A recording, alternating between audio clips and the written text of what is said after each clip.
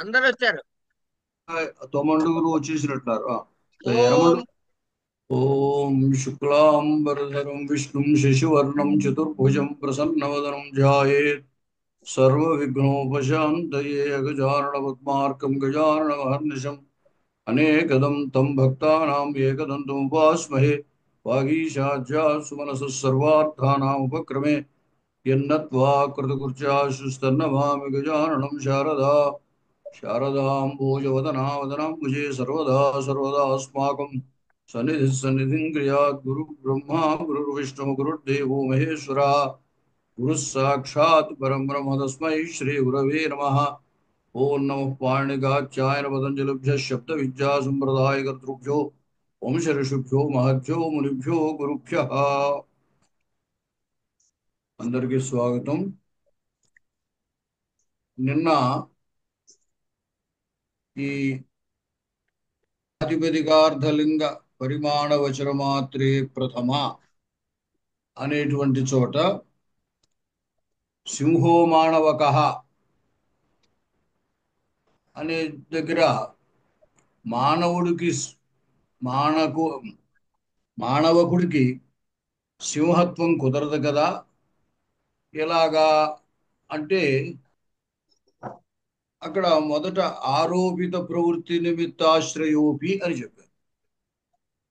సింహ సింహము మానవుని యందు సింహత్వాన్ని ఆరోపించుకుని ఆ విధంగా అక్కడ ప్రథమ విభక్తి ఆరోపిత సింహత్వమే ప్రవృత్తి నిమిత్తంగా తీసుకొని ప్రథమ విభక్తి చేసుకోవచ్చు అని మొదటి సమాధానం చెప్పారు. తర్వాత ఏం చెప్పారంటే దానికి శక్యార్థమునందు ముందు సింహశబ్దానికి సింహము అనే అర్థంలోనే సాధుత్వాన్ని సంపాదించి అంటే ప్రథమ విభక్తి చేసేసుకుని తర్వాత మానవక శబ్ద సంయోజనలో అర్ధ అనుపపత్తి చేత అంటే సింహం మానవుడు అవడం కుదరదు కాబట్టి ఈ రెండిటికి అన్వయం అనుపపత్తి ఉంది కాబట్టి వాచ్యార్థ అనుపపత్తి ఉంది కాబట్టి లక్షణ ఆశ్రయించి సింహ శబ్దానికి సింహత్వ సింహ సదృశుడు ఎందు లక్షణం అన్నమాట. సింహమునందు మామూలుగా శక్యార్థం, అది సింహ శబ్దానికి సింహం అర్థం. లక్షణ అంటే దానికి సంబంధించి ఇంకో అర్థం తీసుకుంటాం కాబట్టి సింహ సదృశుడి ఎందు లక్షణ చెప్పడం చేత సింహో మానవక దగ్గర కుదురుతుంది అని చెప్పేశారు. అంటే ఇది ఈ లక్షణాశ్రయణం అనేది సాధారణంగా జరుగుతున్నది. వాచ్యార్థ అనుపపత్తి దగ్గర లక్షణను ఆశ్రయించాల్సి వస్తుంది. అక్కడ కూడా ఏం చెప్పారంటే ప్రథమ విభక్తి వచ్చాక పదాంతర సంయోగం జరిగినప్పుడు వాచ్యార్థ అనుపపత్తిలో లక్షణ ఆశ్రయించాలి. అంతేగాని ముందే ప్రాతిపదిక అవస్థ ఎందే లక్షణ ఆశ్రయించకూడదు. అలా కనుక ఆశ్రయిస్తే గంగాయాంఘోష దగ్గర దోషం వస్తుంది. ఎందుకంటే గంగా శబ్దానికి గంగా తీరమునందు లక్షణ చెబుతున్నాం కాబట్టి తీర శబ్దం నపూంసలింగము అటువంటిప్పుడు ఏమవుతుంది, రస్వ నపూంసకి ప్రాతిపదిక శాన రస్వం రావాల్సి వస్తుంది. అందుచేత మొదట శక్యార్థమునందు ప్రథమా విభక్తి చేసేసి సాధుత్వాన్ని సంపాదించి తర్వాత పదాంతర సంయోగంలో వాచ్యార్థ అనుపపత్తి ఉన్నప్పుడు లక్షణ ఆశ్రయిస్తే సరిపోతుంది అని చెప్పారు. తర్వాత తింగ్ సమానాధికరణే ప్రథమ అని వార్తికకారులు కాత్యాయనుడు ఒక ప్రతిపాదన చేశారు. ప్రథమా విభక్తి ఈ ప్రాతిపదికార్థలింగ పరిమాణ వచన మాత్రే ప్రథమ అనే దానికి బదులుగా ఆయన ఏమన్నారంటే ప్రథమ ఇప్పుడు వస్తుంది అంటే తింగ్ సమానాధికరణే ప్రథమ అని చెప్పారు. తింగర్థం నిన్న చెప్పుకున్నాము. ఆశ్రయేతు తింగస్మృతాహని. తింగుకి కర్తృకర్మ సంఖ్యాకాలములు అర్థం. కర్తరి ప్రయోగంలో కర్తృ సంఖ్యాకాలములు, కర్మణి ప్రయోగంలో కర్మ సంఖ్యాకాలములు తింగుకు అర్థం. కాబట్టి తిగర్థమైనటువంటి కర్తతో సామానాధికరణ్యం దేనికుంటుందో దాని మీద ప్రథమ వస్తుంది. దేవదత్త గచ్చతి అన్నాం అనుకోండి.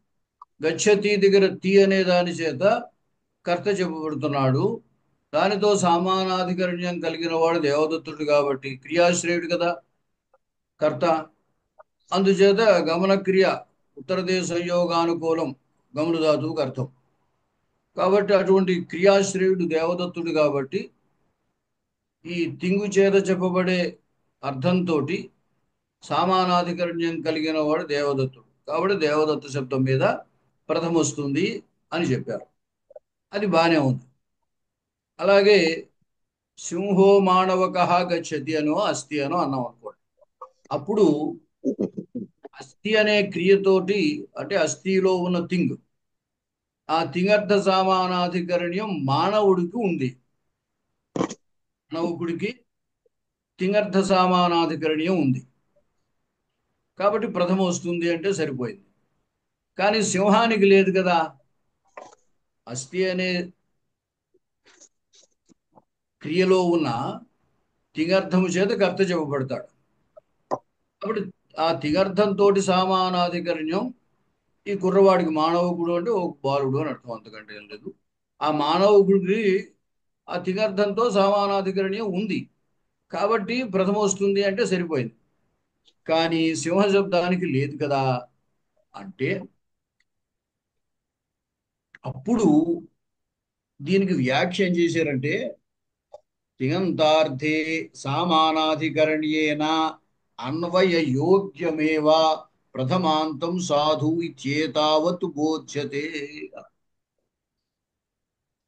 అక్కడ సాక్షాత్ అన్వయం ఉందా లేదా అని కాదయ్యా, అన్వయ యోగ్యత ఉంటే చాలు అన్నాడు. తిగంతార్థంతో అన్వయ యోగ్యత ఉంటే చాలు. అందువల్ల ఏమైంది, మానవక అస్తి అన్నప్పుడైతే ఆ తింగర్థంతో మానవుడికి ఆ సమానాధికరణ్యం ఉంది, అప్పుడు ఇబ్బంది లేదు. సింహానికి లేదు. అయితే సమానాధికరణీయ యోగ్యత అనేసరికి ఏమిటంటే సింహానికి కూడా యోగ్యత ఉంటుంది. ఎందుకంటే సింహ అస్తి అన్నాం అనుకోండి, ఆ తిగర్థ యోగ్యత ఆ సింహ శబ్దానికి కూడా ఉంది కదా. అందుచేత ఏమన్నాడంటే ఈ యోగ్యతను ఎలా చెప్పాలి అంటే అది కర్తృధీనం, వక్తృధీనం. వక్త అనుకుంటాడు మానవక సింహ మానవక అస్తి అని చెప్పదలిచిన వాడు బుద్ధిలో ఏమనుకుంటాడంటే సింహము అదే సింహం కాదు మానవకుడు సింహం లాంటి వాడు అని బుద్ధిలో అనుకుంటాడు. అనుకున్న తర్వాతే సింహ మానవక అని ప్రయోగిస్తాడు. అప్పుడు ఏమైంది, బుద్ధిలో ఎప్పుడైతే మానవకుడు సింహం లాంటి వాడు సింహ సదృశుడు అని అనేసుకున్నాడో అప్పుడు సింహ శబ్దానికి కూడా తిగర్థంతో అస్థి అనే చోటున తిగర్థార్థంతో సామానాధికరణ్య యోగ్యత వచ్చింది. ఎప్పుడైతే సామానాధికరణ్య యోగ్యత వస్తుందో అప్పుడు ప్రథమ వస్తుంది అన్నారు. అది అక్కడ తాత్పర్యం. తింగ్ సమానాధికరణే ప్రథమ అనే వార్తికంలో వస్తుత యోగ్యత అనే మాట లేదు. తిగర్థ సామానాధికరణ్యము ఉన్నట్టయితే ప్రథమ వస్తుంది అనే దాని అర్థం. కానీ వ్యాఖ్యాత మనకి ఏం చేశారు, ఆయన నాగేశ్ భట్ గారు ఏమైనా వ్యాఖ్యానం చేశారు, సామానాధికరణ్యేన అన్వయ యోగ్య అని పెట్టారు. అన్వయ యోగ్యమేవ ప్రథమాంతం సాధు అంటే అన్వయ యోగ్యత ఉంటే చాలు. ఈ అన్వయ యోగ్యత అనేది దేని బట్టి అంటే చెప్పేవాడి యొక్క అభిప్రాయాన్ని బట్టి ఉంటుంది. అయితే వ్యాకరణ శాస్త్రంలో ఏమిటంటే వాక్య సంస్కార పక్షము పద సంస్కార పక్షము అని రెండు రకాలు ఉన్నాయి. భాషలో ఉన్న పదజాలానికి లేదా వాక్యము గరిష్ట రూపం, దానికి వ్యాకరణం ఏం చేస్తుందంటే సంస్కారం కలగజేస్తుంది అంతే.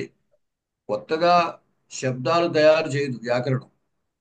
ఉన్న భాషలో ఉన్న పదాలకి వాక్యాలకి సంస్కారాన్ని కలుగజేస్తుంది. అంచేది ఈ సంస్కారం కలుగజేసే విధానంలో మన శాస్త్రకారులు రెండు రకాలుగా చెప్పారు: పద సంస్కార పక్షము, వాక్య సంస్కార పక్షం. పద సంస్కార పక్షంలో ఏ పదానికి ఆ పదం తయారు చేసుకోవడం. సింహహాకి సింహహ అని, ఏదో మానవకహ అని, అస్థి అని, ఏ పదానికి ఆ పదం తయారు చేయడం. వాక్య సంస్కార పక్షంలో మానవకహ అస్థి అని ఉంటే మొత్తము దాన్ని తీసుకుని మానవక దాని మీద సుప్రచురం చేయాలి. సు అసు ధాతువు దాని మీద లట్టు అని చేయాలి. అప్పుడు ఈ మొదటిది తయారు చేయాలంటే అస్థి అనే చోట తిగర్థంతో సామానాధికరణ్యం ఉంటే ప్రథమ వస్తుందన్నారు కదా. కాబట్టి ఇక్కడ తిగర్థ సామానాధికరణ్యం కలిగినటువంటి మానవక శబ్దం మీద సుప్రత్యయం చేస్తాం. మానవక సు దానికి వృత్త విసర్గలు చేసుకుని మానవక తర్వాత అసుధాతువు మీద తీ ఉంది. అదే లట్టు లట్టు స్థానంలో తీ ఏదో చెప్పు లోపం అస్థి అని అవుతుంది. ఇలాగ తయారు చేస్తారు వాక్య సంస్కార పక్షంలో. అంచేది ఇక్కడ ఏమంటున్నారంటే పూర్వపక్షి బానే ఉందయా నువ్వు చెప్పింది. యోగ్యత ప్రథమా తిగర్థంతో సామానాధికరణ్య యోగ్యత లేదా తిగర్థాంతంతో సామానాధికరణ్యేన అన్వయ యోగ్యత కలిగి ఉంటే ప్రథమ వస్తుంది అన్నావు. ఎప్పుడది వాక్యంలో కుదురుతుంది? మరి విడిగా పదాలు మనం వాడుతున్నాం కదా, వృక్ష అన్నాం, అక్కడ ఏం క్రియ లేదు. మరి దీనికి ఎలాగా? కేవలము పదమే, పద సంస్కార పక్షంలో కేవలం పదమే వాడుతున్నాం, వృక్ష అని. మరి అటువంటిప్పుడు ప్రథమ ఎలా వస్తుంది? దానికి అర్థ సామానాధికరణ్యం లేదు కదా. అంటే మీరు అస్థి అన్నా అనకపోయినా అంతతో అంతతో లట్ పరస్య అస్తే సత్వాతర అన్ని చోట్ల కూడా వృక్ష అన్నా వృక్ష అస్థి అనే అర్థం. కాబట్టి మీరు ప్రయోగించకపోయినా అక్కడ అస్థి క్రియ ఉన్నట్టే. కాబట్టి దాంట్లో ఉన్న తిగర్థ సామానాధికరణ్యం వృక్షానికి ఉంది. కాబట్టి ప్రథమ వస్తుంది, ఇబ్బంది ఏమి లేదు. నదు తదన్వయ బోధోత్తరం ప్రథమా ఉత్పత్తిరితి బోధ్యతే. అది. తర్వాత ఈ సామానాధికరణ్యేన అన్వయ యోగ్యత అని అనకపోతే నష్టం ఏమిటి అంటే, ఆ చైత్ర పచతి అని ప్రయోగం. అక్కడ పచతి అనే దానికి ఏం చెబుతామంటే విక్లిత్యనుకూలో వ్యాపార. వ్యాకరణంలో వాక్యాల దగ్గర తిగంత ప్రయోగం చేసిన వాక్యాల్లో ఏమిటంటే వ్యాపార ముఖ్య విశేషక శాబ్దబోధ అంటారు. వ్యాపార ముఖ్య విశేషక శాబ్దబోధ. చైత్ర పచతి అన్నప్పుడు అర్థం ఏం చెప్తారంటే చైత్రాభిన్న ఏకకర్తృక విక్లిత్యనుకూలో వ్యాపార అని చెప్తారు అర్థం. చైత్ర అన్నప్పుడు చైత్రాభిన్న ఏకకర్తృక అంటే చైత్ర ఏకవచనం ఉంది కదా, అలాగే చైత్రుడు కర్త కదా, అంచేత చైత్రాభిన్న ఏకకర్తృక అని దాని అర్థం. పచతి అనే దానికి విక్లిత్య అనుకూలో వ్యాపార లేదా పాక అని కూడా అనొచ్చు. అప్పుడు ఏమైంది? వ్యాపార ముఖ్య విశేషక శాబ్దబోధ అయింది. అంటే చైత్రుడు అనేవాడు కర్తగా కలిగినటువంటి విక్లిత్యనుకూల వ్యాపారము, వర్తమాన కాలములో ఉన్న విక్లిత్యనుకూల వ్యాపారము అని అర్థం అనమాట దానికి. ఇలా చెప్తారు. ఇప్పుడు సామానాధికరణ్యము, సామానాధికరణ్య యోగ్యత, ఈ రెండింటికి తేడా చూపిస్తాడు. సామానాధికరణ యోగ్యము అంటే ప్రథమ వచ్చేసేకే ఈ రెండిటికి సామానాధికరణ్యం ఉంది అని తెలుస్తుంది. ఆ శాబ్దబోధ వల్ల చైత్రాభిన్నైక కర్తృక విక్లిత్యనుకూలో వ్యాపార అని ఎప్పుడు తెలుస్తుంది? చైత్ర దగ్గర ప్రథమ కూడా వచ్చే కానీ తెలియదు. కాబట్టి సామానాధికరణ్యేన అన్వయ అన్వయము ఉంటే చాలు అంటే ఇక్కడ ఏమవుతుంది? శాబ్దబోధ తర్వాత కానీ సామానాధికరణ్యం ఉంది అనే విషయం తెలియదు. అప్పుడు తదనంతరం ప్రథమ రావాల్సి వస్తుంది. ఇంక శాబ్దబోధ వచ్చేసాక తర్వాత ప్రథమ ఎట్లా వస్తుంది? కాబట్టి ఇక్కడ ప్రక్రియ రీతి అలా కుదరదు. అందుచేత ముందే తిగర్థంతో సామానాధికరణ్య యోగ్యత ఉంది అని భావించినప్పుడే చైత్ర శబ్దం మీద ప్రథమ వచ్చేస్తుంది.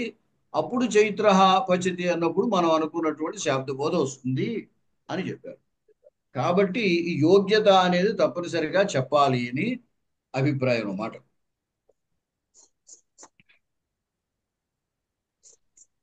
ఇలా యోగ్యత అని చెప్పడం చేత ఇక వేరే ప్రత్యేకించి లక్షణ చెప్పాల్సిన పని లేదు.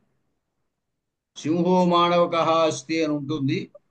ఇంకా లక్షణ ఆశ్రయించవలసిన అవసరం లేదనమాట. ఎందుకంటే ఈ యోగ్యత అనేటువంటిది కర్త యొక్క అధీనంలో, వక్త యొక్క అధీనంలో ఉంటుంది. అటువంటి యోగ్యత ఉందని అతను భావించినప్పుడే సింహ మానవక అస్తి అనే ప్రయోగం చేస్తాడు. తర్వాత ఇక్కడ మరొక విశేషం ఉన్నది. ఏమిటంటే ఈ యోగ్యత అనే అర్థానికి, అంటే అది యోగ్యత అనే అర్థం తీసుకోవాలి ఈ వార్తికంలో. తింగ్ సమానాధికరణే ప్రథమ అనే వార్తికంలో ఆ సమానాధికరణ్యేన అన్వయ యోగ్యత అనేది తీసుకోవాలి అని చెప్పడానికి ఒక ప్రమాణం కూడా ఉంది అన్నారు. ఏమిటంటే మహాభాష్యంలో ఈ వార్తికం రచించినటువంటి ఆయనే ఆ లట్టు స్థానంలో లట శత్రుశానచౌ అప్రథమా సమానాధికరణే అని ఒక సూత్రం ఉన్నది. లట శత్రుశానచౌ అప్రథమా సమానాధికరణే. లట్టు స్థానంలో తింగ్ వస్తుంది. ఈ తింగు రావడానికి ముందే దానికంటే పరత్వాత్తు లట్టు స్థానంలో అప్రథమా సమానాధికరణం అంటే ప్రథమాంతంతో సమానాధికరణీయము లేనప్పుడు లట్టు స్థానంలో శత్రుశానచు ప్రత్యయాలు వస్తాయి అని చెప్పారు. ఆయన ఈ వార్తీకారుడు కాత్యాయనుడు ఈ వార్తికం రాసి తింగ్ సమానాధికరణే ప్రథమ అని రాసి శత్రుశానచోశ్చు నిమిత్తభావ నిమిత్తభావాత్ తింగః అభావః తయోః అపవాదత్వాత్ అని రాశారు. అక్కడ ఏమిటనమాట, లట్టు స్థానంలో తింగుని బాధించి శత్రుశానచులు వచ్చేస్తున్నాయి కాబట్టి అప్పుడు ఏమైపోయింది? తింగే లేదు. తింగే లేకపోతే తింగర్థ సామానాధికరణ్యము అనేది ఏదో దేవదత్త పచతి ఇత్యాదులో దేవదత్తుడికి తింగర్థ సామానాధికరణ్యం లేనే లేదు. ఎందుకంటే అసలు తింగే లేదు. లట్టు స్థానంలో శత్రువు శానస్ వచ్చేసి తింగే లేకపోతే తత్సామానాధికరణ్యం అసలు లేనే లేదు. అప్పుడు అసలు ప్రథమే రావడం కష్టము. కాబట్టి యోగ్యతను తీసుకోవాలి. యోగ్యత తీసుకుంటే ఏమైందంటే ఈ చెప్పేటువంటి వ్యక్తి దేవదత్త భజతి అని ఎవడైతే అంటున్నాడో ఆ వ్యక్తి ఏమని భావిస్తాడనమాట, దేవదత్తుడికి తిగర్థ సమానాధికరణ్యం ఉన్నది అని భావిస్తాడు. అలా భావించడం చేత ప్రథమా విభక్తి వస్తుంది. ప్రథమానా సమానాధికరణ్యంలో అసలు శత్రు శాన సుపరిచయాలు రావు. శత్రు శాన సుపరిచయాలు ఎప్పుడంటే అప్రథమా సమానాధికరణ్యం, ప్రథమాంతంతో సమానాధికరణ్యం ఉండకూడదు. ఎప్పుడైతే తిగర్థ సమానాధికరణ్య యోగ్యత ఉంది, యోగ్యత ఆ మాట మర్చిపోకూడదు అన్నమాట. తిగర్థ సమానాధికరణ్య యోగ్యత ఉంది అని భావిస్తాడో అప్పుడు దేవదత్త శబ్దం మీద ప్రథమ వచ్చేస్తుంది. ప్రథమ వస్తే ప్రథమాంత సమానాధికరణ్యంలో లట్టు స్థానంలో శత్రుశాన సుపరిచయాలు రానే రావు. కాబట్టి ఇబ్బంది ఉండదు. అని చెప్పారన్నమాట. దాన్ని బట్టి ఆ కాత్యాయనుడు వార్తికం రాసి తాను రాసిన వార్తికంలోనే ఇక్కడ ప్రమాదం వస్తుంది అని ఆయన వ్యాఖ్యానం చేశారు. దానికి భాష్యకారులు కూడా పాక్షిక దోష అని రాశారు. దీంట్లో పాక్షికమైన దోషం ఉన్నది అంటే పూర్తిగా దోషం కాదు. పాక్షిక దోషం అంటే ఈ యోగ్యత పదం తీసుకోకపోతే దోషం, యోగ్యత అని పెట్టుకున్నట్టయితే దోషం లేదు. కాబట్టి వ్యాఖ్యాకారులు ఏం చేస్తున్నారంటే ఇక్కడ యోగ్యత అనేది తప్పనిసరిగా ఆ వార్తికానికి యోగ్యత అంటే సామానాధికరణ్య యోగ్యత ఎందు ప్రథమోస్తుంది అని అర్థం చెప్పుకోవాలి అలా. ఒక విషయం ఏమిటంటే మీకు ఈ దీంట్లో నాగేశ్వరుడు రాసినటువంటి పంక్తిలో ఏమిటంటే ఆయన లోపల ఎంతో అర్థాన్ని దృష్టిలో పెట్టుకుని ఒక వాక్యం రాస్తారు. తర్వాత పంక్తి మనకి అర్థం కావాలంటే ఈ లోపల ఉన్న ఆ వ్యాఖ్యాన విశేషం మనం తెలుసుకుంటే గానీ తర్వాత పంక్తికి అర్థం తెలియదు అనమాట. అట్లా ఉంటూ ఉంటాయి ఈ శాస్త్ర పంక్తులు. దీనికి వ్యాఖ్య రాసినటువంటిది మా గురువు గారు, ఆయన పేరు సూర్యనారాయణ శాస్త్రి గారు, ఆయన మా గురువు గారే. మీకు ఈ మెటీరియల్ అంతా తయారు చేసి ఇచ్చినటువంటి దాంట్లో వారి వ్యాఖ్యానాన్నే వారు కూడా ఇవ్వడం జరిగింది. ఆయన కూడా జానుమతి రామకృష్ణ గారు కూడా మా గురువు గారి యొక్క శిష్యులే. అందుచేత ఏమిటంటే మధ్య మధ్యలో మనం అది తీసుకోవాల్సి వస్తూ ఉంటుంది, కింద వ్యాఖ్యానం అన్నమాట. సరే. ఏవం అన్యైరపి కారకాధికారస్థ సూత్రై, అలాగే మిగతా కారకాధికారంలో ఉన్న సూత్రాల దగ్గర కూడా ఈ యోగ్యత అనే దాన్ని మనం గ్రహించాల్సి ఉంటుంది అని అర్థం. ఏవం అన్యైరపి కారకాధికారస్థ సూత్రై అంటే కర్తురేప్సితమం కర్మ, సాధకతమం కరణం ఇత్యాది సూత్రాలన్నిట్లో కూడా ఆ యోగ్యత అనే పదాన్ని గ్రహించి అటువంటి యోగ్యత కలిగినటువంటి దానికి కర్మత్వం అని, అలాగే సాధకతమం కరణం అంటే కరణత్వం అని ఇలాగ అర్థం చెప్పుకోవాల్సి ఉంటుంది అని అర్థం. యుష్మద్యుపపదే ఇత్యాదిభిశ్చ, అలాగే యుష్మద్యుపపదే సమానాధికరణే స్థానిన్యపి మధ్యమ, అలాగే అస్మద్యుపపదే సమానాధికరణ్యే స్థానిన్యపి ఉత్తమ అని సూత్రాలు ఉన్నాయి. అక్కడ సామానాధికరణ్యం, అక్కడ కూడా తిగర్థ సామానాధికరణ్యము కలిగినటువంటి తిగంత సామానాధికరణ యోగ్యత కలిగినటువంటి యుష్మత్ శబ్దము ప్రయోగింపబడినా ప్రయోగింపబడకపోయినా మధ్యమ పురుష వస్తుంది అని అర్థం. అలాగే తిగర్థ సామానాధికరణ్య యోగ్యత కలిగినటువంటి అస్మత్ శబ్దము ప్రయోగింపబడినా ప్రయోగింపబడకపోయినా ఉత్తమ పురుష వస్తుంది అని అర్థం. అంటే క్రియాపదాల్లో మధ్యమ పురుష ఉత్తమ పురుషలో కర్తలు ఎప్పుడు మారరు. మధ్యమ పురుషులో ఎప్పుడు కూడా యుష్మత్ శబ్దార్థమే కర్తగా ఉంటుంది. అంటే నీవు మీరు, సంస్కృతంలో అయితే త్వం యువాం యూయం, అవే కర్తగా ఉంటాయి. ఇంక అసలు ఇంకో పదం వచ్చే అవకాశమే ఉండదు మధ్యమ పురుషుడు. అలాగే ఉత్తమ పురుషులో అహం ఆవాం వయం, నేను మేము, ఇవే కర్తగా ఉంటాయి. ఇంకో పదం వచ్చే అవకాశమే ఉండదు. కాబట్టి ఆ పదం ప్రయోగించినా ప్రయోగించకపోయినా పర్వాలేదు. అహం గచ్చామి అన్నా గచ్చామి అన్నా ఒకటే అర్థం. గచ్చామి ఉత్తమ పురుష కాబట్టి ఇక అక్కడ అహం అని ప్రయోగించవలసిన అవసరమే లేదనమాట. అందుకోసమని ఏమన్నారు అక్కడ, ప్రథమాంత అదే తిగర్థంతో అన్వయ యోగ్యత కలిగినటువంటి యుష్మత్ శబ్దం ప్రయోగించవచ్చు ప్రయోగించకపోవచ్చు. కానీ అటువంటి అన్వయం కలిగినటువంటి యుష్మత్ శబ్దము ప్రయోగింపబడినా ప్రయోగింపబడకపోయినా మధ్యమ పురుష వస్తుంది. అలాగే తిగర్థంతో అన్వయ యోగ్యత కలిగినటువంటి అస్మత్ శబ్దము ప్రయోగింపబడినా ప్రయోగింపబడకపోయినా ఉత్తమ పురుష వస్తుంది అని వాటికి అర్థాలు చెప్పుకోవాలి.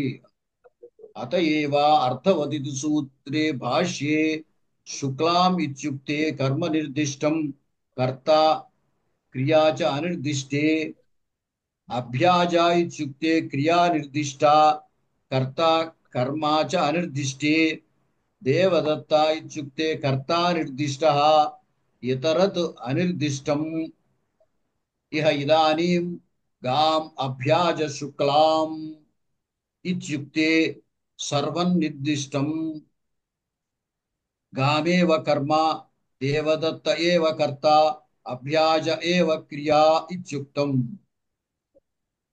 ఇక్కడ శుక్లాం ఇత్యుక్తే కర్మ నిర్దిష్టం అన్నారు.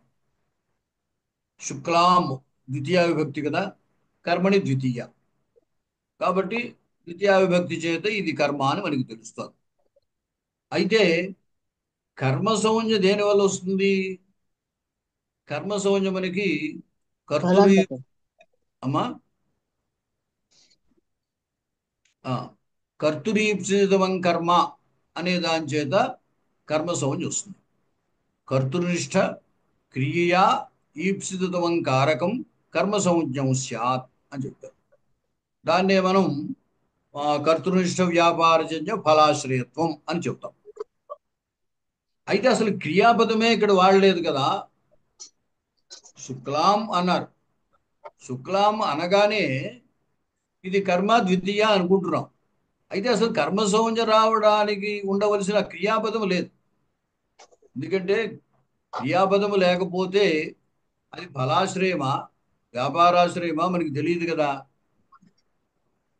కానీ ఇది కర్మ అని చెబుతున్నారు. అలాగే కర్త క్రియాచ అనిర్దిష్టే ఇక్కడ శుక్లాం అని మాత్రమే చెప్పినప్పుడు కర్త నిర్దేశింపబడలేదు, క్రియ కూడా నిర్దేశింపబడలేదు. రెండవది అభ్యాజ అన్న, ఈ అభ్యాజ అనే దానివల్ల క్రియ నిర్దేశింపబడింది. క్రియ నిర్దేశింపబడింది, కర్త నిర్దేశింపబడలేదు, కర్మ నిర్దేశింపబడలేదు. దేవదత్త ఇత్యుక్తే కర్త నిర్దిష్ట, దేవదత్త అన్నాం అనుకోండి, మనకి అది కర్త అని తీసుకుంటున్నాం. అయితే అక్కడ కూడా కర్మ నిర్దేశింపబడలేదు, క్రియ నిర్దేశింపబడలేదు. ఇహ ఇదానీ మొత్తం వాక్యం ఇస్తున్నారు. గాం అభ్యాజ శుక్లాం ఇత్యుక్తే సర్వం నిర్దిష్టం. శుక్లాం గాం అభ్యాజ, దేవదత్త, దేవదత్తుడు ఆ తెల్లని గోవును పొందాడు, లేదా గోవు దగ్గరికి వెళుతున్నాడు. అజగతం, అజధాతువుకి గమనం అని అర్థం. అజధాతువు ఇట్లో ఆజ, అభి ఆజ అభ్యాజ అంటే వెళ్ళాను, దానికి ఎదురుగా వెళ్ళాను అనుకోండి. అప్పుడు ఏమైంది? అక్కడ అన్నీ నిర్దేశింపబడ్డాయి. గాం అభ్యాజ శుక్లాం అనేసి దేవదత్త గాం అభ్యాజ శుక్లాం ఇత్యుక్తే సర్వం నిర్దిష్టం. గామేవ కర్మ దేవదత్త ఏవ కర్త అభ్యాజ ఏవ క్రియా ఇత్యుక్తం. అయితే ఇక్కడ ఏమంటున్నారంటే దీని ఉద్దేశం ఏమిటంటే, ఈ భాష్యంలో ఇది చెప్పడం యొక్క ఉద్దేశం ఏమిటి అంటే, శుక్లాం అనేది కర్మ అని ఎట్లా చెప్పేశారు అంటే, తత్తత్ క్రియా సంబంధ యోగ్యత్వాన్ని దృష్టిలో పెట్టుకుని ఇక్కడ కర్మ అయింది, అందువల్ల ద్వితీయ వచ్చింది అని చెప్తారు. అందుకే తత్తత్ కారకాది మాత్ర ప్రయోగే యోగ్య సర్వక్రియా క్రియాది అత్యాహారే ప్రసక్తే నియమార్థ తత్తత్ ప్రయోగ ఇది తాత్పర్యం. శుక్లాం అని ఎప్పుడైతే ప్రయోగించామో దానికి యోగ్యమైన ఏ క్రియ అయినా అక్కడ ఉండొచ్చు. అంటే ఏమిటి? ఇక్కడ ఏదో శుక్లాం అభ్యాజ అన్నాడు, దేవదత్త శుక్లాం అపశ్యత్ అన్నాం అనుకోండి, అప్పుడు దృశ్యధాతువు యొక్క ప్రయోగం, దాంట్లో కర్మ గోవు అవుతుంది. అదే శుక్లాది తెల్లని గోవు అని ఉద్దేశ్యం కదా, అది అవుతుంది. ఏదో అనయత్ అన్నాం అనుకోండి, తెల్లని గోవుని తీసుకెళ్ళాడు అని అనయత్ అన్నాం అనుకోండి, అప్పుడు ఆ క్రియలో కూడా కర్మ ఇదే అవుతుంది. కాబట్టి యోగ్యమైన క్రియలు ఏవైనా ఉండొచ్చు, అక్కడ ఏ క్రియ ప్రయోగించలేదు కాబట్టి యోగ్య క్రియ ఏదైనా అంచేతనే ఏమన్నారు ఇక్కడ, కారకాది మాత్ర ప్రయోగే, ఇక్కడ కారకమే ప్రయోగించారు. శుక్లాం అని కర్మకారకమే ప్రయోగించారు. మిగతా క్రియ అక్కడేమి లేదు. లేకపోతే ఏమిటి, అన్ని క్రియలు, దానికి యోగ్యమైన అన్ని క్రియలు అక్కడ ఉన్నట్టే లెక్క అన్నాడు. యోగ్య సర్వక్రియాది అధ్యాహారి. అప్పుడు ఏ క్రియ అయినా అక్కడ ఉండొచ్చు. ఆ ఏ క్రియను బట్టి అయినా దానికి కర్మ సంజ్ఞ వస్తుంది. కర్మని ద్వితీయ ద్వితీయ వచ్చింది అనుకోవాలి. అయితే మరి ఇన్ని క్రియలు వస్తుంటే ఏ క్రియ అంటే, ఇన్ని క్రియలు వచ్చే అవకాశం ఉన్నప్పుడు ఇదే క్రియ అని నియమం కోసమే క్రియాపద ప్రయోగం. నియమార్థ తత్తత్ ప్రయోగ ఇది తాత్పర్యం. ఈ అభ్యాజ అండం చేత ఏమిటి, ఈ క్రియలు అపశ్యత్తు, అనయత్తు, అగమత్తు ఇట్లాగే ఏదో రకరకాల క్రియలు అక్కడ అన్వయించే యోగ్యత కలిగి ఉన్నాయి. అన్ని క్రియలలో ఈ క్రియ ఇక్కడ అని విశిష్య ఆ క్రియను ప్రయోగించారు అన్నమాట. నియమార్థం అంటే ఇదే క్రియ ఇక్కడ. ఏ క్రియ ప్రయోగించకపోతే అన్వయ యోగ్యత ఉన్న ఏ క్రియలైనా అక్కడ ప్రవర్తించే అవకాశం ఉంది. అంచేది ఇక్కడ ఉద్దేశ్యం అదనమాట. భాష్యకారుల యొక్క ఈ వచనానికి శుక్లామిత్యుక్తే కర్మ నిర్దిష్టం, అక్కడ కర్త క్రియ లేదు. అలాగే అభ్యాజ అన్న చోట క్రియ ఉన్నది, కర్త కర్మ లేదు. దేవదత్త అనే చోట కర్త ఉన్నది, మిగతా కర్మ క్రియ లేవు. దేవదత్త గాం అభ్యాజ శుక్లాం అన్నప్పుడు అన్నీ ఉన్నాయి. గాం ఏవా దేవదత్త ఏవా అభ్యాజ ఏవా అని ఆ ఏవా ఉద్దేశం అదనమాట. గాం ఏవా అంటే ఇక్కడ గోవు కర్మ, అలాగే దేవదత్త ఏవ కర్త, దేవదత్తుడు కర్త, అభ్యాజ ఏవ క్రియ, క్రియ అభ్యాజ అనేదే క్రియ. ఈ నియమం కోసం ఏమిటి, ఏ ఏ కర్తలైనా అన్వయించే అవకాశం ఉన్న చోట దేవదత్తుడే కర్త అని నియమం. కర్మ ఏదైనా అన్వయించే అవకాశం ఉన్న చోట గాం గోవే కర్మ. అలాగే క్రియ ఏదైనా అన్వయించే అవకాశం ఉన్నప్పుడు అభ్యాజ అనేదే క్రియ. అక్కడ ఏమి లేవో అదే అనమాట. శుక్లాం అనే చోట క్రియ లేదు, కర్త లేదు. అంటే ఏ కర్త అయినా అన్వయించవచ్చు, యోగ్యత కలిగిన ఏ క్రియ అయినా అన్వయించవచ్చు. ఇది కర్మ. అటువంటి సందర్భంలో ఏమిటనమాట, అభ్యాజ, ఇది గోవు అభ్యాజ అనేదే క్రియ, గోవే కర్మ, దేవదత్తుడే కర్త అని నియమం కోసము అన్నారు. నియమం అంటే ఏమిటనమాట, అనేకమైనవి ప్రవర్తించినప్పుడు ఇదే వస్తుంది అని చెప్పడం నియమం. అనేక క్రియలకి ఇక్కడ అన్వయ యోగ్యత ఉన్నా ఇక్కడ క్రియ అభ్యాజ అనేదే. అలాగే అనేక కర్మలకి ఇక్కడ అన్వయ యోగ్యత ఉన్నా ఇక్కడ గోవే కర్మ. అలాగే అనేక కర్తలకి ఇక్కడ అన్వయ యోగ్యత ఉన్నా ఇక్కడ దేవదత్తుడే కర్త అని నియమం.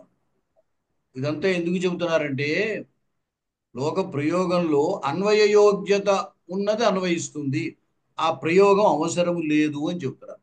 ప్రయోగం లేకపోతే అన్వయ యోగ్యత కలిగినవి అన్నీ అన్వయించే అవకాశం ఉంటుంది. అభ్యాజ అంటే ఏం గురువు గారు? ఆ అభ్యాజ. అభ్యాజ అంటే వెళ్ళాను. సరే సరే. అజ గాం గత అభ్యాజ శుక్లాం. శుక్లాం గాం అంటే తెల్లని గోవు దగ్గరకు గోవుని గురించి దేవదత్తుడు వెళ్ళాను. సరే. అభి అనేది మనం ఎదురుగా దాని దగ్గర ఎదురుగా వెళ్ళడానికి అభి అని పెడతారు. సరే. ఇప్పుడు ఇక్కడ ఏమంటున్నారంటే, అంచేత ఇప్పుడు అంటే ఈ భాష్య తాత్పర్యాన్ని చెబుతున్నారు.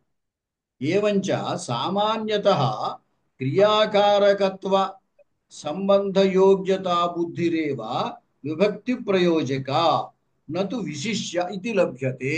అది ఇప్పుడు విశిష్య క్రియాపద ప్రయోగము లేకపోతే దానికి క్రియాకారక భావ సంబంధం ఉంటే చాలు. అంటే దానితో అన్వయ యోగ్యత ఉన్నటువంటి ఏ క్రియ అయినా తీసుకోవచ్చు. ఆ క్రియా ఫలము, ఆ క్రియాజన్య ఫలాశ్రయత్వేన దానికి కర్మత్వం చెప్పొచ్చు అనమాట. సామాన్యత క్రియాకారకత్వ సంబంధ యోగ్యత బుద్ధిరేవా. సరే, యోగ్యత బుద్ధిరేవా, ఆ క్రియాజన్య ఫలాశ్రయత్వం దీనికి ఉంటుంది, ఆ ఫలాశ్రయత్వానికి ఇది యోగ్యమైనది అనే బుద్ధి ఉంటే చాలు, కారకం ప్రవర్తించేస్తున్నాడు. ఆ ఉమ్, బుద్ధి ఉంటే, కర్మత్వ బుద్ధి ఉంటే ఆ విభక్తి ప్రయోజక కర్మని ద్వితీయ అని ద్వితీయ వచ్చేసింది. అంటే గాం అన్నాడంటే ఆ అన్న వ్యక్తికి ఆ ఏదో ఒక క్రియ, తాను చెప్పబోయేటువంటి ఏదో ఒక ఆ క్రియాజన్య ఫలాశ్రయత్వం దానికి ఉంది, ఆ ఫలాశ్రయత్వ యోగ్యత ఉంది అనే ఆలోచన ఉండబట్టే కదా గాం అనేసాడు. అది ఆ, ఉద్దేశం అన్నమాట. ఎందుకంటే ఆ అదే శుక్లాం గాం రెండు ద్వితీయ ఏకవచనాలే, కర్మని ద్వితీయ ద్వితీయ విభక్తి అక్కడ. ఈ గాం అన్నప్పుడు గచ్చతి అనొచ్చు, ఏదో పశ్యతి అనొచ్చు, ఏదో ఒక క్రియ.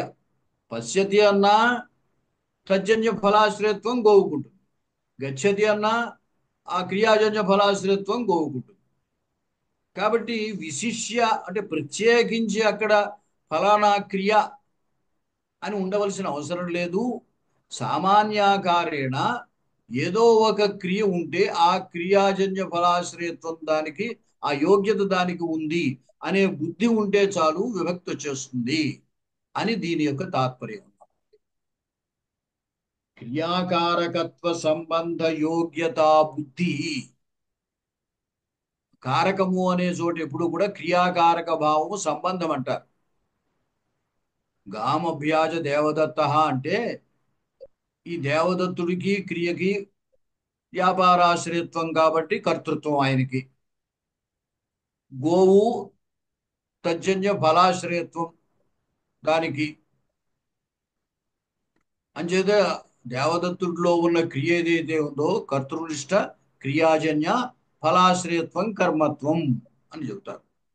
కాబట్టి ఈ క్రియాకారక భావము ఉన్నది, సామాన్యమైన క్రియాకారక భావం అంటే విశిష్య ప్రత్యేకించి ఫలానా క్రియ అంటే ఏదో పశ్యతి గచ్చతి అనేటువంటి ప్రత్యేకమైన ఆ క్రియ అక్కడ చెప్పక్కర్లేదు. సామాన్యాకారేణ క్రియాజన్య ఫలాశ్రయత్వం దీనికి ఉంటుంది అనే బుద్ధి ఉంటే చాలు, ఆ యోగ్యతా బుద్ధి. అదే విభక్తిని ప్రయోగిస్తుంది, అంటే విభక్తిని ప్రేరేపిస్తుంది అని. నతు విశిష్య ఇది లభ్యతే. ఇప్పుడు ఈ పైన ఉన్నటువంటి భాష్య పంక్తుల యొక్క తాత్పర్యము ఇక్కడ చెప్పబడింది అనమాట. కారకత్వం క్రియాజనకత్వ యోగ్యత బుద్ధి విషయత్వమేవా. కారకము అని దేన్ని అంటారంటే క్రియాజనకత్వ యోగ్యత బుద్ధి విషయత్వం. బుద్ధి విషయత్వం అంటే బుద్ధిలో విషయం ఒకట, అంటే బుద్ధి చేత గ్రహింపబడ్డం. ఏదైనా మనము పాట విన్నాం అనుకోండి, శ్రవణేంద్రియం ఆ పాట వింటుంది, అప్పుడు ఏమైంది, ఆ పాట మనకు బుద్ధిలో శ్రవణేంద్రియం ద్వారా పాట బుద్ధిలో విషయం అవుతుంది. ఇంద్రియము చేత గ్రహింపబడే దాన్ని విషయము అంటారు. ఇంద్రియము చేత గ్రహింపబడేదానికి విషయము అంటారు. కాబట్టి ఆ గ్రహింపబడేవని ఎక్కడుంటాయి, బుద్ధిలోనే ఉంటాయి. అందుచేత బుద్ధి విషయత్వము, రూపము బుద్ధి విషయం అవుతుంది, లేదో శబ్దము బుద్ధి విషయం అవుతుంది. ఇవన్నీ అనమాట. అలాగే మనం ఏవైతే ఇంద్రియాల ద్వారా గ్రహిస్తున్నామో అవన్నీ బుద్ధిలో విషయములు అవుతాయి. ఇప్పుడు ఇక్కడ ఏదో గామభ్యాజ అన్నప్పుడు ఏమైందనమాట, క్రియాజన్య ఫలాశ్రయత్వేన అది బుద్ధిలో విషయం ఎందుకు. ఉమ్, కారకత్వం అనే దానికి క్రియాజనకత్వం కారకత్వం అని. క్రియాజనకత్వం కారకత్వం. ఇక్కడ సాధారణంగా ముందు క్రియాన్వయత్వం అని సాధారణ వాళ్ళకి తెలియడం కోసం క్రియతో అన్వయించేది కారకము అని చెబుతూ ఉంటాము. అయితే సిద్ధాంతంలో ఏమిటంటే క్రియాజనకత్వం కారకత్వం, అంటే క్రియను కలిగించేటువంటిది జనకం. ఎందుకంటే అదేమిటిది, వంట వండుతున్నాం అనుకోండి, ఆ, ఆ కుక్కర్లో ఆ బియ్యం పోసి నీళ్లు పోసి ఆ స్టవ్ వెలిగించాం. వెలిగిస్తే ఏమవుతోంది? ఆ వేడి అవుతోంది, నీళ్లు మరుగుతున్నాయి. మరిగిన తర్వాత ఏమవుతుంది? ఆ బియ్యం మెత్తబడుతున్నాయి. ఈ మెత్తబడడం అనేది మనం చేసే క్రియకి ఫలితము అని అంటున్నాం. కానీ బియ్యం దృష్టిలో చూస్తే మెత్తబడడము దానిలో ఉన్న క్రియ. అట్లాగా క్రియాజనకత్వం ఉంటేనే కారకత్వం. మనం చేసే క్రియ వల్ల దానిలో క్రియ కలుగుతోంది కదా. అవును. అలాంటి క్రియాజనకత్వం ఉంది కాబట్టి అది కారకం అవుతుంది అనమాట. అలాగే ఇక్కడ కూడా ఏ కర్మ అయినా సరే కర్తృనిష్ట క్రియాజన్య ఫలాశ్రయము అన్నామంటే ఆ ఫలరూపముగా దాని యందు అది క్రియను కలిగించేటువంటిది. అంటే ఆ కర్మలో క్రియ ఉంటుందన్నమాట. ఫలాశ్రయము కర్మే. వ్యాపారము కర్తృనిష్టమైన వ్యాపారము, ఆ వ్యాపారం వల్ల పుట్టినది ఫలం, వెంటనే కలిగింది ఫలం. మనం చేసే పని వల్ల ఎవరు వెంటనే ఎఫెక్ట్ అవుతున్నారో వాళ్ళు కర్మ అవుతారు. ఇప్పుడు వండేటప్పుడు ఏమవుతుంది? వెంటనే మనం చేసేటువంటి ఈ మంట అది దాని వల్ల ఏమవుతుందంటే బియ్యం ఉడుకుతున్నాయి. అంటే దాంట్లో ఉన్న క్రియ ఏమిటంటే ఉడకడం అనే క్రియ బియ్యంలో జరుగుతుంది కదా. అలాగా క్రియాజనకత్వ యోగ్యతా బుద్ధి ఉంటే, ఇప్పుడు ఇక్కడ గోవుకి అటువంటి యోగ్యతా బుద్ధి ఉందన్నమాట. యోగ్యత ఉన్నది అనేది మన బుద్ధిలో ఉందన్నమాట. గోవు కర్మ గోవుకి కర్మత్వ యోగ్యత ఉంది అనే బుద్ధి మనకు ఉన్నట్టయితే దానికి కర్మత్వము ద్వితీయ విభక్తి వస్తాయి అన్నాడు. సో ఇది కారకత్వం అంటే క్రియాజనకత్వ యోగ్యతా బుద్ధి విషయత్వమేవా. అందువల్ల ఏమిటి? ఇక్కడ క్రియాపద ప్రయోగం అక్కర్లేదు. గచ్చతి అనో ఏదో పశ్యతి అనో, భూతకాలం అయితే అపశ్యత్ అనో, ఆ క్రియాపద ప్రయోగం అక్కర్లేదు. అయితే ఈ దృశధాత్వర్థము గములుధాత్వర్థం ఏదైతే ఉందో తజ్జన్య ఫలాశ్రయం ఇది అనే ఫలాశ్రయం అవడానికి యోగ్యమైంది ఇది అనే బుద్ధి కనుక ఉంటే కర్మత్వము ద్వితీయ విభక్తి వచ్చేస్తాయి.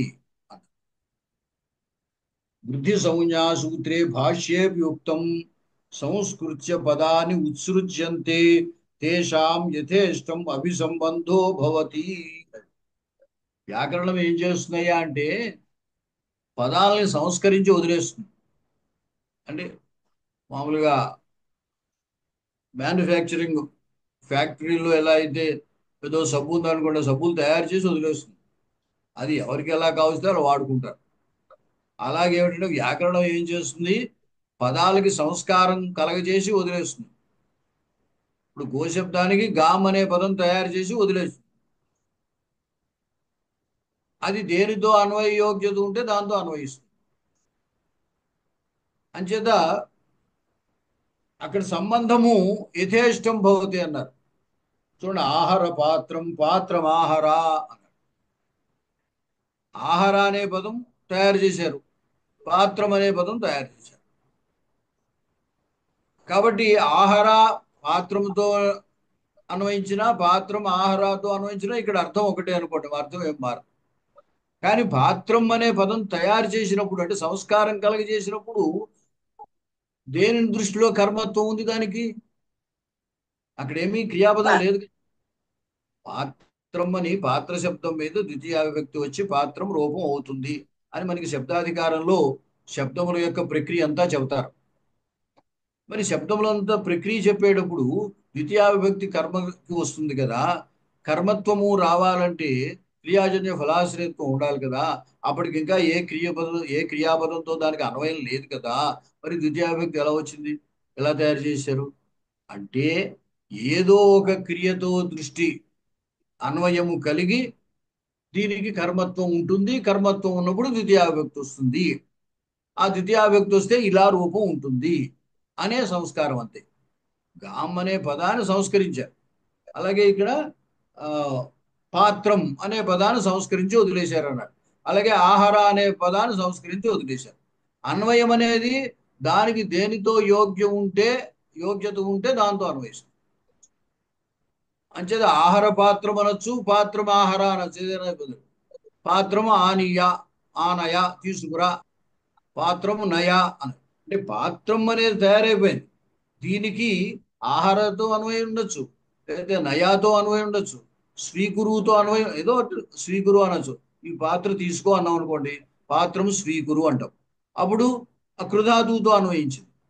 పాత్రము ఆహార అన్నాం అనుకోండి, పాత్ర తీసుకురా అన్నాం. అప్పుడు ఆంగ్పూరక హృధాతువుతో అన్వయించింది.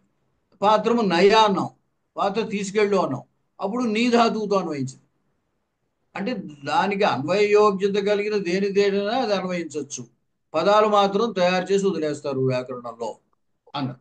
అంటే దీన్ని బట్టి ఏమిటి ఉద్దేశ్యం అంటే, దానికి యోగ్యత ఉన్నటువంటి క్రియా క్రియ సంబంధం చేత దీనికి కర్మత్వ యోగ్యత ఉంది, దీనికి కరణత్వ యోగ్యత ఉంది అనే బుద్ధి ఉంటే చాలు ఆ విభక్తి వస్తుంది.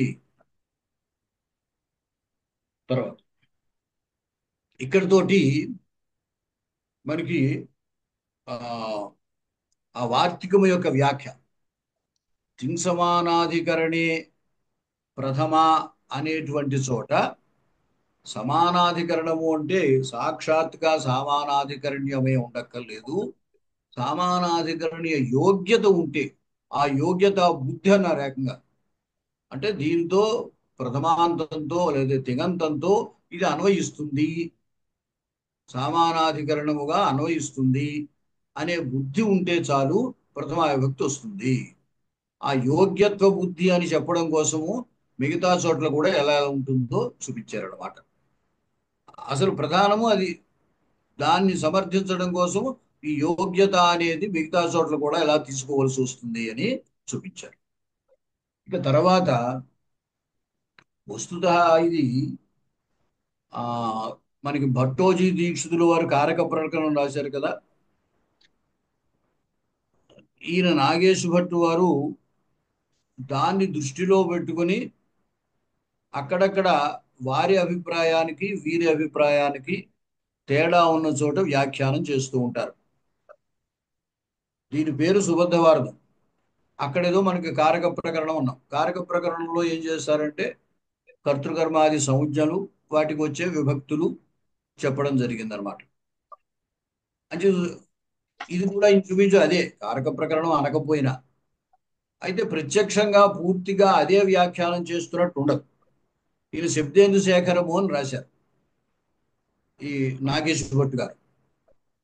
ఆ శబ్దేందు శేఖరం అయితే సాక్షాత్తుగా కౌముదీ గ్రంథానికి వ్యాఖ్య. ఇది అలా వ్యాఖ్య కాదు. కాకపోయినప్పటికీ విషయం ఒకటే మూలాన్ని దాంట్లో కారక ప్రకరణంలో ఆయన చెప్పిన అంశాలని సందర్భాన్ని బట్టి తీసుకుంటూ అక్కడ ఇద్దరికి ఎక్కడైనా అభిప్రాయ భేదాలు ఉంటే వాటిని వివరిస్తూ ఉంటారు అన్నమాట. ఇప్పుడు ఇక్కడ ఏమిటంటే ద్రోణో వ్రీహి ఇత్యాదౌ పదద్వయోపస్థాప్య వ్యక్త్యోః ఏకత్వేన సంబంధాభావేపి విశేష్య విశేషణ భావో బోధ్యః. ఈ కారక ప్రకరణంలో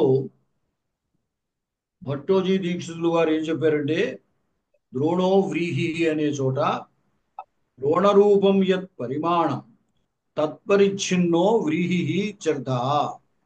ప్రత్యయార్థే పరిమాణే ప్రకృత్యర్థః అభేదేన సంసర్గేణ విశేషణం అన్నారు. అభేదేన సంసర్గేణ విశేషణం.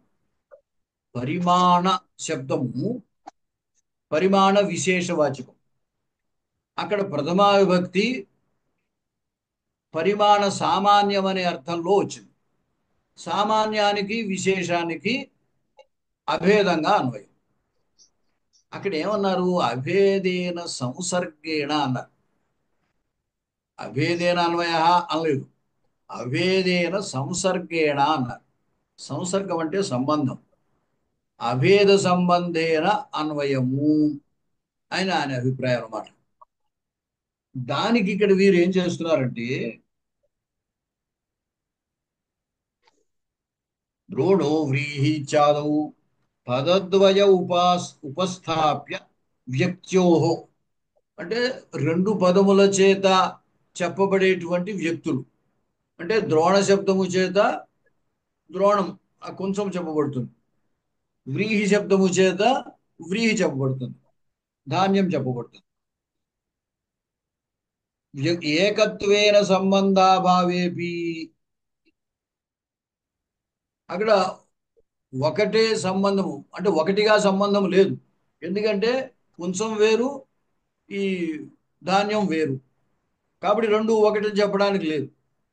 ఇప్పుడు నీలోత్పలం అనే చోట అయితే నీలం ఉత్పలం, అక్కడ స్పష్టంగా మనకి తెలుస్తుంది రెండు విశేషణ విశేష భావం కలిగి ఉన్నాయి, రెండు ఒకదాన్నే చెబుతున్నాయి అని. కానీ ఇక్కడ అలా ఒకదాన్నే చెబుతున్నట్టుగా తెలియదు. అందుచేత ఏకత్వేన సంబంధాభావేపి విశేష విశేషణ భావో బోధ్య. ఏకత్వేన సంబంధం లేకపోయినా ఇక్కడ విశేషణ విశేష భావముగా గ్రహించవలసిందే. ఎలాగంటే సింహో మానవకః అన్నప్పుడు ఏం చేసాం? సింహ శబ్దానికి మానవుడికి విశేషణ విశేష భావం ఉండదు, ఏకత్వం లేదు. అయినప్పటికీ అక్కడ లక్షణయ సింహ శబ్దానికి సింహత్వ విశిష్టం అనే ఎందు లక్షణ చెప్పుకుని ఇద్దరికి అభేదంగా అన్వయం చెప్పాం.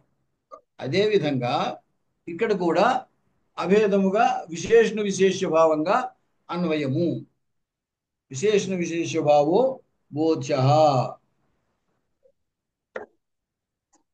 అంటే ఇక్కడ భట్టోజీ దీక్షితులు వారు ఏం చేశారంటే అభేదేన సంసర్గేన అన్నారు.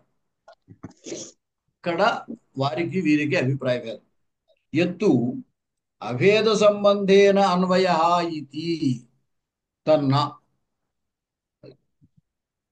అభేదేన అభేద సంబంధేన ఆ మాట ఈయనకి ఒప్పుకోలేదు. ఈయన అభేదము అసలు సంబంధము కాదు ఇది వీరి యొక్క అభిప్రాయం. తన్న తస్య సంబంధత్వే మానాభావాత్, అభేదమును సంబంధము అని చెప్పడానికి ప్రమాణం ఏదీ లేదు. అభేదము ఒక సంబంధము అని చెప్పడానికి ఎక్కడైనా శాస్త్రంలో ఆ విధంగా చెప్పి ఉండాలి, అలా చెప్పినట్టుగా ఎక్కడా లేదు. అంచేత అభేదము సంబంధం అనడానికి ప్రమాణం ఏమీ లేదు. ఎందువల్ల అంటే సంబంధి భేదనీయ తత్వాత్ సంబంధస్య, సంబంధ అనే దానికి నిర్వచనం ఏమిటి అంటే సంబంధో హి సంబంధిభ్యాం భిన్న సంబంధిద్వయ నిష్ఠ, దానికి సంబంధం అని పేరు. సంబంధము అనే దాన్ని ఏమంటారంటే సంబంధిభ్యాం భిన్న, అంటే రెండిటికి భిన్నంగా ఉన్నది సంబంధం.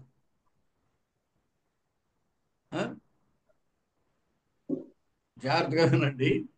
సంబంధో హి సంబంధిభ్యాం భిన్న, సంబంధిభ్యాం అంటే సంబంధం కలిగి ఉన్న, మనం ఈ రెండిటికి ఇది సంబంధము అన్నాం అనుకోండి, ఆ రెండిటికంటే భిన్నమై ఉండాలి సంబంధం.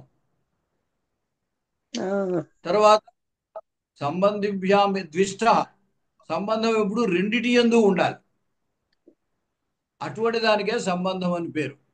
ఇప్పుడు ఇక్కడ దానికి ఉదాహరణ మీకు చెప్తాను, మీకు అర్థమవుతుంది. రాజ్ఞ పురుష అని అనుకోండి, ఈ ఇద్దరికి ఏదో స్వస్వామి భావం సంబంధం అనో ఏదో సేవ్య సేవక భావం సంబంధం అనో అంటాం. షష్ఠికి అర్థం సంబంధం. ఇక్కడ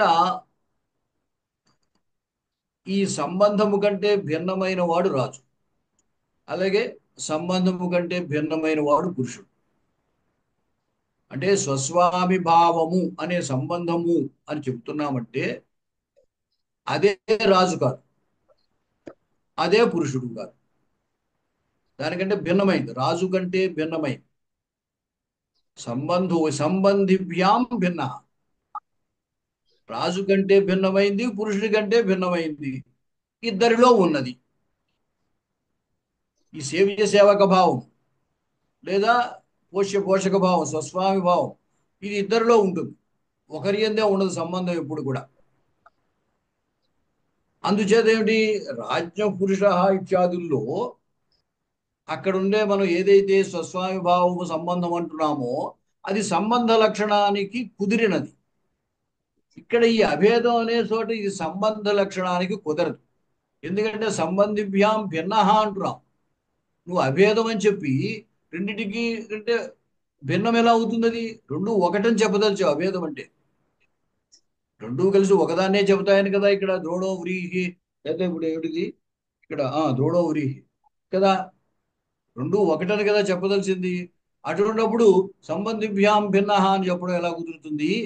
అంచేత సంబంధం అనే లక్షణానికే కుదరదు, అంచేత అభేదం సంబంధం కాదు అని ఆయన యొక్క అభిప్రాయం. అత ఏవా ఆద్యంతవత్ ఏకస్మిన్ అనే సూత్రము సూత్రే రాహో శిర ఇత్యాదౌ షష్ఠీ ఉపపాదనాయ వ్యపదేశివద్భావ ఇది భాష్యే ఉక్తం. ఈ పశ్పశాన్నికల్లో ఈ ఆద్యవంతవదేకస్మిన్ అని చెప్పారు. అంటే ఏకస్మిన్ ఒకే దాని ఉంది, ఏకస్మిన్ అసహాయే ఒకే దాని ఎందు ఇంక దానికి ఏమీ తోడు ఏది లేకపోతే అదే ఆది అదే అంతము. అంటే ఒకే దాన్ని దీన్ని ఆదిగాను దాన్ని అంతముగాను కూడా చెప్పచ్చు. ఇప్పుడు ఎలాగంటే ఆ సవర్ణ దీర్ఘ సంధులు అవి చెబుతూ ఉంటాం. ఆ గుణసంధి దగ్గర ఏమవుతుందంటే ప్రారుచ్యతి అన్నారు. ప్రారుచ్యతి అది ఆ, వృద్ధి సంధులు అనుకోండి. అక్కడ ఉపసర్గాధృతి ధాతవు అని అక్కడ వృద్ధి సంధి చెప్పారు. ప్రారుచ్యతి ప్రార్చ్యతి అని అవుతుంది. అక్కడ ఏం చెప్పారంటే రెండిటికి కలిపి ఆర్, వృద్ధి ఆర్ వస్తుంది. అకార రుకారాలకి రుకార స్థానంలో ఏమొచ్చినా ఉరన్ రపరహ అని రపరమే వస్తుంది అని చెప్తారు. వృద్ధి ఆర్ వచ్చింది. ఈ ప్రార్ అన్నప్పుడు ఏమిటి? ఏకాదేశం ఏదైతే ఉందో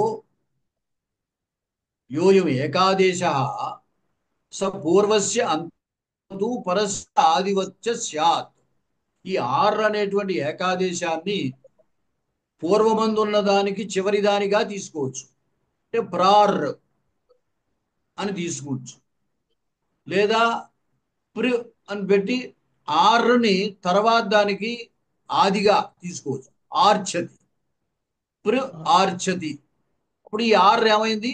తర్వాతి పదానికి మొదలైంది. ప్రారం తీసుకుంటే ఆర్రము పూర్వమందున్న ప్రాకి అంతం అయింది. ప్రార్ పూర్వస్య అంతవత్ లేదా పరస్య ఆదివత్ ఎలాగైనా తీసుకోవచ్చు. అయితే రెండు ఒకసారి తీసుకోవడానికి వీలు లేదు, ఏదో ఒకటే తీసుకోవాలి. అక్కడ పూర్వస్య అంతవత్ తీసుకుని ఆ రేపకి కరవసాని వారు విసర్జనీయ విసర్గ వస్తోంది అని ఆక్షేపం చేయడం జరిగింది. సరే, అది ఇక్కడ అక్కర్లేదు. అంటే ఏమిటి? ఒకదాని యందు ఆదిత్వము అంతత్వము రెండు ఒకదాని యందే చెబుతున్నారు. ఒకే దానికి ఆదిగాను అంతముగాను చెప్పచ్చు అని చెప్పాడు. అలా చెప్పొచ్చు అనే దానికి ఉదాహరణగా ఏం చెప్పారంటే రాహో శిరహ అన్నాడు. అసలు శిరస్సు ఒక రాక్షసుణ్ణి ఖండిస్తే దాంట్లో శిరస్సుము రాహువు, మిగతా మొండెము కేతువు అని కదా. కాబట్టి రాహువే శిరస్సు అంతే. అటువంటిప్పుడు రాహో శిరహ షష్ఠి ఎలా వచ్చింది? షష్ఠి రావాలంటే రెండు భిన్నమై ఉండాలి. అవయవ అవయవిభావం. రాహు వేరు శిరస్సు వేరైనప్పుడే షష్ఠి కుదురుతుంది, అవయవ అవయవిభావం అనేది కుదురుతుంది. ఆ సంబంధంలో షష్ఠి విభక్తి వస్తుంది. అక్కడ రాహువే శిరస్సు. అటువంటిప్పుడు అసలు షష్ఠి ఎలా వచ్చింది అంటే ఏకస్మిన్.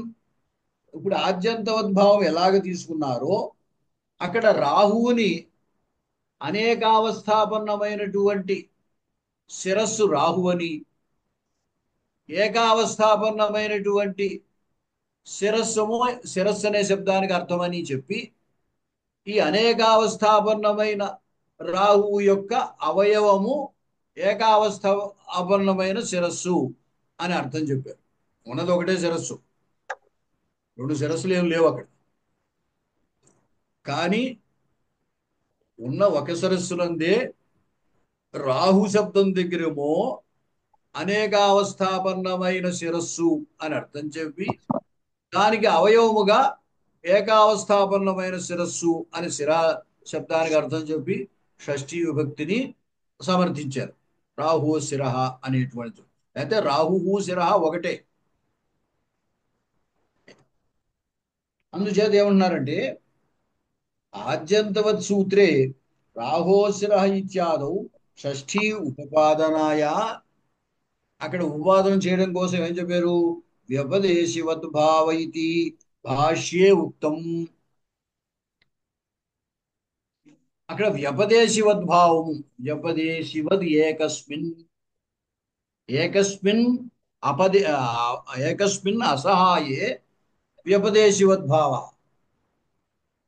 అసహాయం ఇంకొకటి లేనప్పుడు ఏం చేస్తామంటే, ఒకే కొడుకు ఉంటాడు అనుకోండి, వాడినే జ్యేష్ఠుడు, వాడే కనిష్ఠుడు.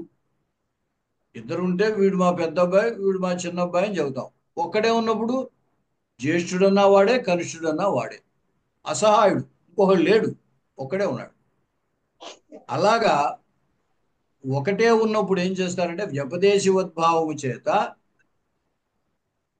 అదే శిరస్సు అవయవి, అదే శిరస్సు అవయవము చేత వ్యపదేశివద్భావం చేత సమర్థించారు. ఇందుకే అక్కడ ఒకే దాని యందు అవయవిత్వము, అవయవత్వము.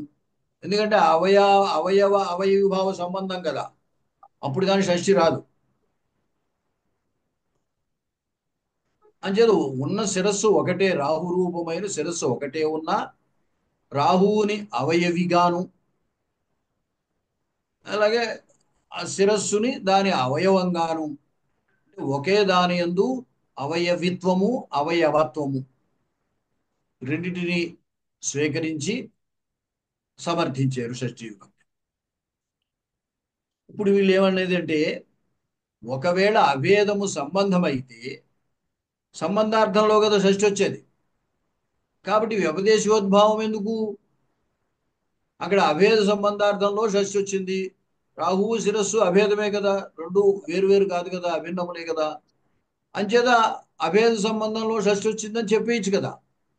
కానీ భాష్యకారులు అలా చెప్పలేదే. అభేదమే కనుక సంబంధం అయ్యి ఉంటే అక్కడ భాష్యకారులు ఏం చెప్పుండేవారు? అభేద సంబంధంలో షష్ఠి వచ్చింది అని చెబితే సరిపోను.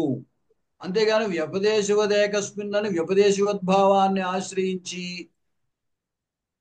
షష్ఠీని సమర్థించవలసిన అవసరం లేదు కదా.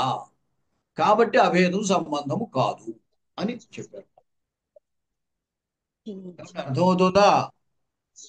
అర్థమైతా ఉంది మహోదయ, బాగా అర్థమైతా ఉందండి.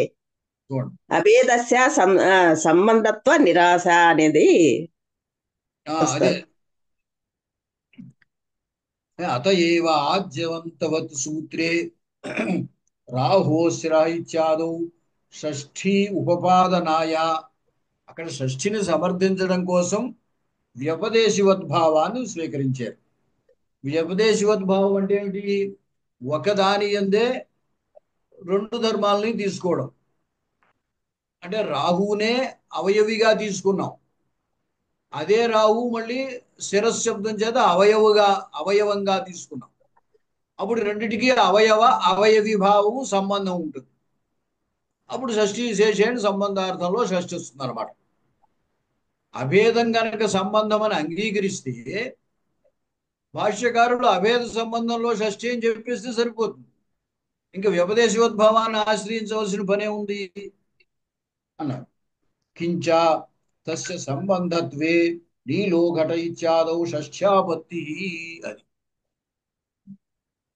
అభేదాన్ని సంబంధముగా మనం అంగీకరిస్తే నీలహ ఘట అనే దగ్గర షష్ఠీ విభక్తి రావాలి. ఎందుకంటే అక్కడ నీలోత్పలమే నీలహ ఘట, నల్ల కుండ.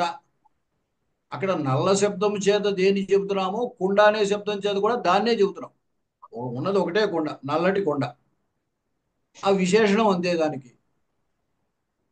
ఇప్పుడు నీలాభిన్న ఘట, దానికి శాబ్దబోధలాగా నీలాభిన్న ఘట అంటే నల్లలైన దానికంటే వేరే ఏమి ఇంకోటి ఏమి లేదు. కాబట్టి అక్కడ నల్లదేదో కుండ అది అంచేత నీలాభిన్న ఘట అంటారు. రెండింటికి అభేదం. ఎప్పుడైతే అభేదం సంబంధం అన్నావో షష్ఠి శేషే అని సంబంధార్థంలో ఒక షష్ఠి రావాలి కదా, అది కూడా అవును. ఇబ్బంది. అంటే అభేదము సంబంధము అన్నట్టయితే నీలో ఘట ఇత్యాదు షష్ఠీ ఆపత్తి. అది కాదయ్యా, ఇక్కడ అభేదమే, సంబంధం అన్న నష్టం లేదు. ఈ సంబంధము భేదమూలక సంబంధ ఏవ షష్ఠి. ఎటువంటి సంబంధార్థంలో షష్ఠి వస్తుంది?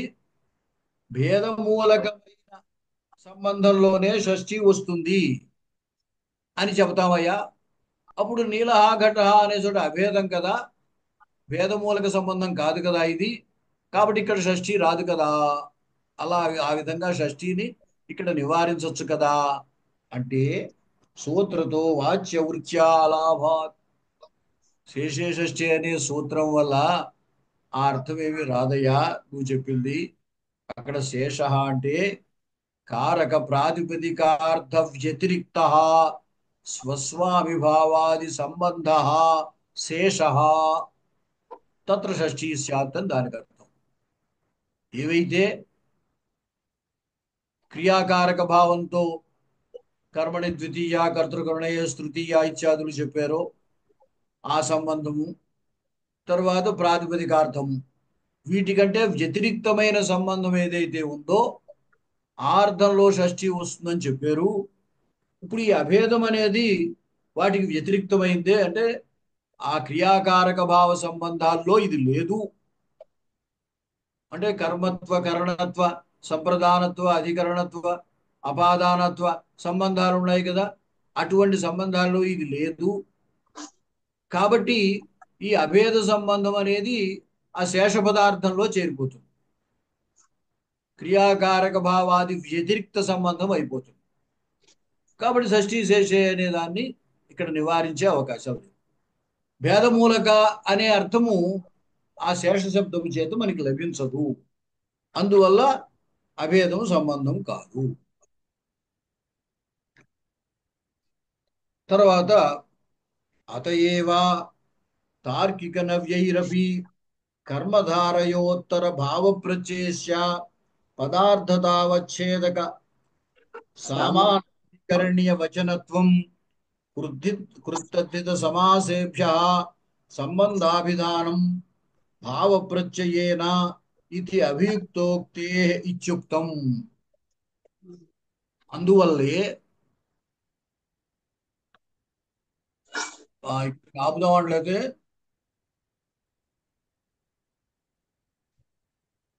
మీరు ఎలా చెప్తే అలా గురుగారు, మీరు ఎట్లా చెప్తే అట్లా. సరే ఇక్కడికి ఆపుదానండి. ఆ, ఇంకా ఉంది. అంటే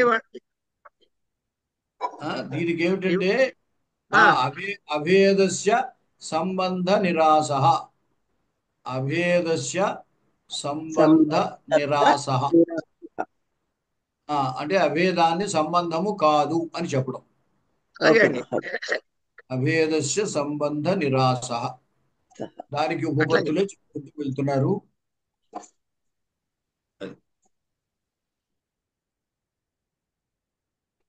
ఏమండి మీరు ఒక పని చేస్తుంటే ఏం మహోదయ?